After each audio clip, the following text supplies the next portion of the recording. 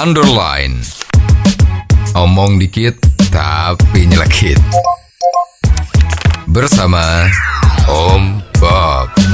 Temukan di channel YouTube Om Bob Indonesia.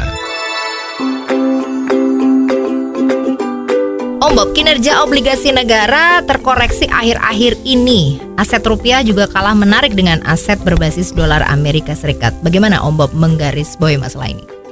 Ya, itu sekarang situasi ekonomi kita itu kan tetap yang dilihat itu indeks saham Jakarta atau Indonesia ya. Itu angka itu kan memang berubah-ubah ya. Terutama sangat tergantung dengan dana asing yang masuk. Ini yang selalu menjadi acuan. Ya. Jadi misalnya ya, sekarang bunga bank di Amerika itu tidak jadi turun. Itu orang udah bingung. Ya.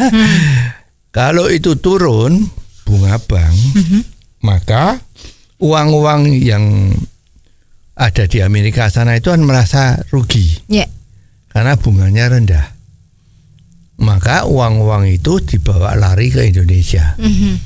Artinya bukan diselundupkan ya, tapi resmi. Resmi membeli obligasi di Indonesia atau saham-saham di Indonesia. Sehingga Indonesia itu merasa, wah ekonomi kita bagus. Karena bisa lihat dalam tempo 1 minggu berapa triliun yang masuk. Nah ini yang namanya cash inflow. Ya.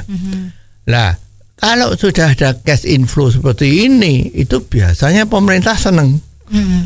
Wah, ini harga indeks sahamnya juga naik.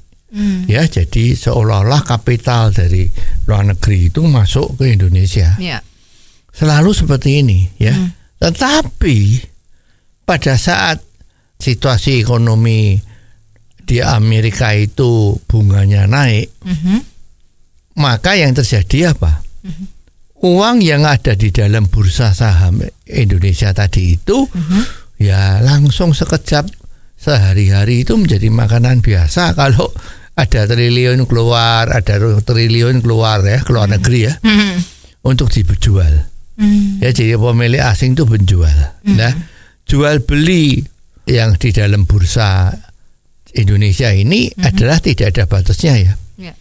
Ya beda sama kalau kita mau beli valuta asing, itu kan dibatasi sama pemerintah.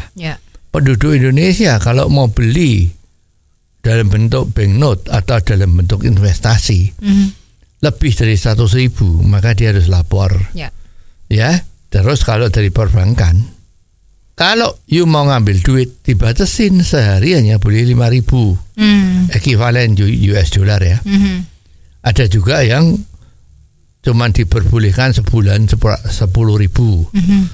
Tujuannya dari aturan dari bank-bank tadi itu kan untuk mencegah supaya rupiahnya itu tetap dipakai di Indonesia. Coba dibebaskan. Nah, semua orang nggak mau megang rupiah, pegangnya dolar. Ya, karena you lihat sekarang dolar yang pada saat pemilu itu sekitar 15.000.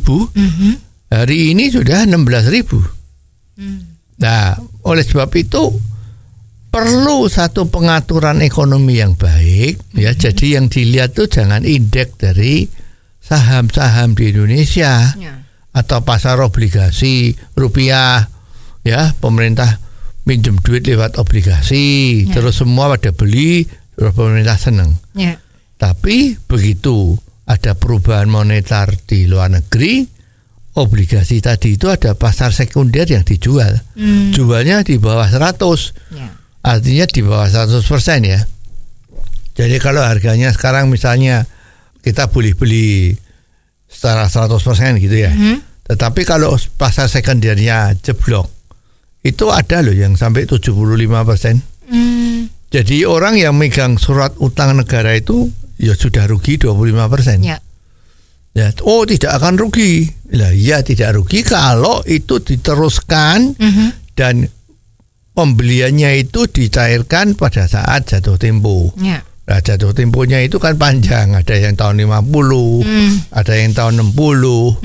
Ya lah, sebetulnya ini yang menjadi tolok ukur yang betul untuk sebuah kemajuan negara itu jangan dilihat dari investasi yang masuk lewat bursa saham. Tapi harus the real investasi yang ditanamkan di dalam manufaktur atau trading. Ya, ini yang harus dipikirkan. Jadi tahun ini misalnya ada berapa perusahaan yang mau invest secara real, ya, tanam duit, beli tanah, bangun pabrik, itu berapa? Itu yang harus penting. Tapi kalau dari saham itu mestinya ya nggak usah dilihat setengah mati, ya, harus dilihat betul-betul. Wah, ini Indonesia luar biasa, semua banyak orang pada beli saham di sini. Nah, itu adalah sangat tidak tepat. Ya, jadi yang diperlukan adalah bukan investasi tidak langsung melalui saham atau bursa, tetapi yang diperlukan adalah berapa banyak investasi untuk sektor real. Nah, sektor real untuk bisa baik, syaratnya nggak cuman perusahaannya baik, macam-macam, tapi peraturan pemerintah di dalamnya itu harus baik semua. Bagaimana undang-undang perburuannya, bagaimana peraturan-peraturan pemerintah itu, jangan pagi dele sore tempe. Nah, itu repot. Ya, jadi untuk menjaga stabilitas ekonomi di Indonesia diperlukan investor dari luar negeri agar menanamkan modalnya secara real. Ya, jangan malah modal asing masuk di sini menanamkan secara real, membangun pabrik, membangun macam-macam, malah banyak musuh. Ya, seperti seolah-olah Indonesia itu dijajah asing. Nah, itu kan nggak boleh.